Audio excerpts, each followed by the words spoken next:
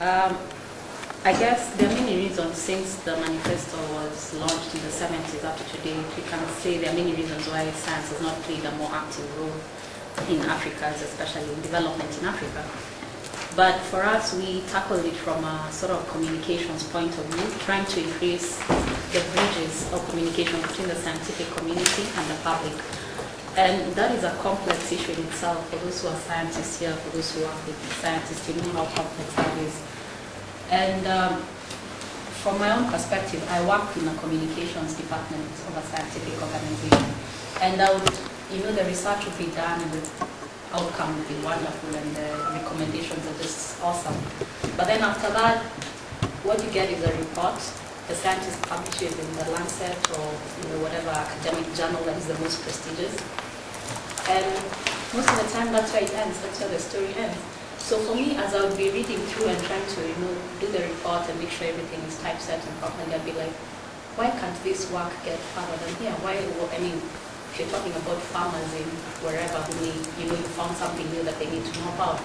So that was the challenge, and what we came up with was a model called Cafés Scientifiques. I'm not sure how many are aware of that.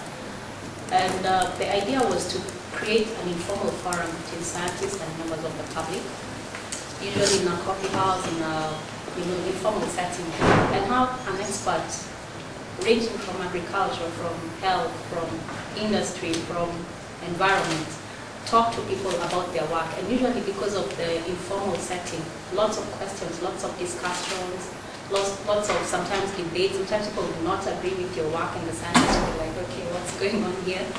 And for us, we believe that such forums, when you have scientists and the public having this sort of discussions, it increases an appreciation for science, in the lay public, because they don't have to know the nitty-gritties of your work, but just an appreciation of it. And sometimes you find that a lot of myths, a lot of misconceptions about research also get sorted out in that area, because what people get to hear there, they tell someone else rather than have misinformation going around. So our work at the Kemri Wellcome Trust is based on this. We use the Science Cafe model to have these sort of meetings. We've had about 13 so far and have tackled a wide range of issues from there's a recent study about the role of male circumcision for HIV. We've had some on childhood mortality. We've had some on the fiber optic cable, HIV vaccine, and things like that. And what I can say is that there's a hunger, a curiosity for science. You don't have to be a scientist to be curious about science. You want to know, you want to meet the scientist or the researcher to find out how exactly does this work? Is this working here? Why is it not working? And for the manifesto, I think what I would encourage or suggest is increase more forums for more engagement between scientists and the public.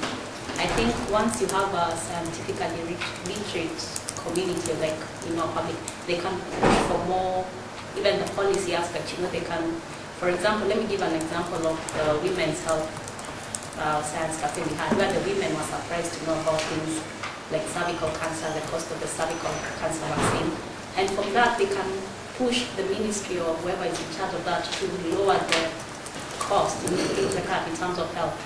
But I believe that there's need for more channels, for more bridges between science and technology and the public, if science is going to make a more permanent impact for development in this country.